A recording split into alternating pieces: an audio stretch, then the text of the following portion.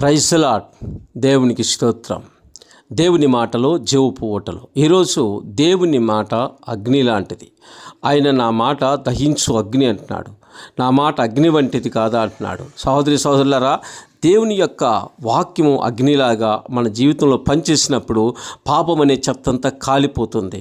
అగ్ని నాలో మండించు, ఆత్మల పంటను పండించు. అగ్ని నాలో మండించు, ఆత్మల పంటను పండించు. పరిశుద్ధాత్మను కుమ్మరించు, ప్రభువా నన్ను దీవించు. నీ మాట అగ్ని వంటిది, చీకటి క్రియలను కాల్చివేయును. నశించిపోయే ఆత్మలను నిత్య జీవములోనికి నడిపించును. అగ్ని నాలో మండించు, ఆత్మల పంటను పండించు. దేవునికి స్తోత్రం.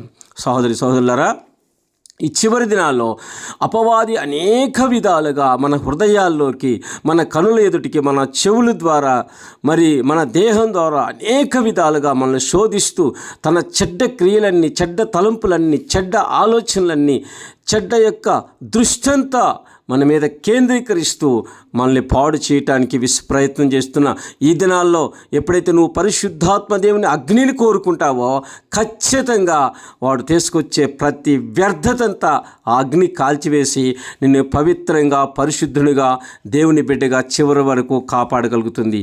ఈ పరిశుద్ధాత్మ దేవుని అగ్నిని మనం ఎప్పుడైతే కోరుకుంటామో దేవుడు మన మీదకి అగ్నిలాగా వస్తాడు. సహోదరి సహోదరులారా, 120 మంది మేడగదిలో మరి ఏకమనసుతో ప్రార్థన చేసినప్పుడు అగ్నిలాగా దేవుడు, మరి పరిశుద్ధాత్మ దేవుడు వారి పైకి దిగొచ్చి వారి జీవితాలని రూపాంతరపరిచినట్టు మనం చూస్తాం.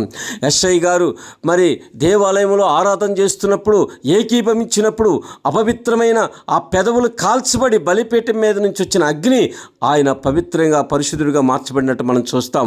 అదేవిధంగా ఏలీ గారు అన్నాడు, నేను ఎవరి సన్నిధిలో నిలబడి ప్రార్థన చేస్తున్నానో ఆ యెహోవా జీవముతోడు ఆకాశం నుండి అగ్ని దిగి ఈ యొక్క మాంసాన్ని, బలిపీఠాన్ని, రాళ్ళని, నీళ్ళని బుగ్గి చేయనుగా కంటే ఆకాశం నుంచి అగ్ని వచ్చి బుగ్గి చేసింది సమస్తాన్ని. నీవు దేవుని అగ్నిని కోరుకోవాలి. ఈ చివరి దినాల్లో పరిశుద్ధతను కాపాడుకోవాలి.